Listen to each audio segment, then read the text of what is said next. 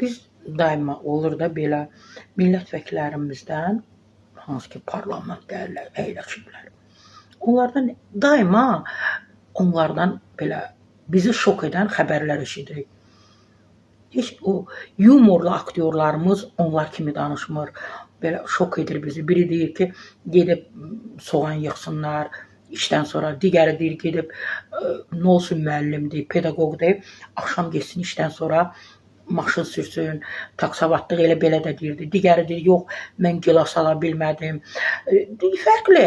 Bu günlərdə Aqil Abbas, yenə də deyirəm, bizim millət vəkilimiz maraqlı bir açıqlama etdi. Tövsiyəsi var.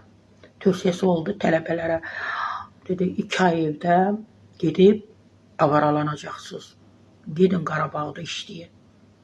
Necə ki, getdiniz, bizim gənclərimiz necə döyüşdü, şəhid oldu, qazi oldu, veteran oldu. Yəni pulsuz, parasız, ödənişsiz. Siz də gedin Qarabağı inkişaf etdirin. Pulsuz, ödənişsiz. İşləyin 2 ay, yəni avaralanmayın. Mən dedim Aqil müəllimə ki, Aqil müəllim o 2 ay onların halalıdır.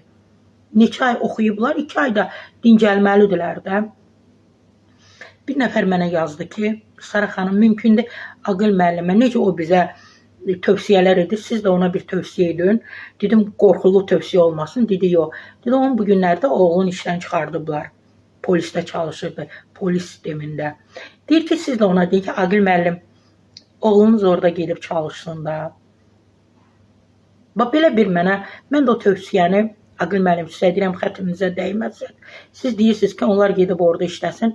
Hər birimizin borcudur, sizin də, bizim də. Öz evladlarımızı, bəli, ora göndərək, parasız, pulsuz orada çalışsınlar. Elə siz də evladlarınızı göndərin. Mən də öz evladlarımı göndərim ora. Yaxşı, çalışın ki, xalqa, millətə, dövlətə tövsiyə verəndə biraz müdrik olun, biraz ağıllı olun. Ağzınızdan çıxan sözləri bizdə deyirlər, onu pişir çıxart. Onu orada həll et çıxar ki, bunu eşidənlər necə qəbul edəcəklər? Gülüş yaranmayacaqmı? Yaranmayacaq. Mən bunu deyəndə xalqı, milləti təhqir etməyəcəm ki.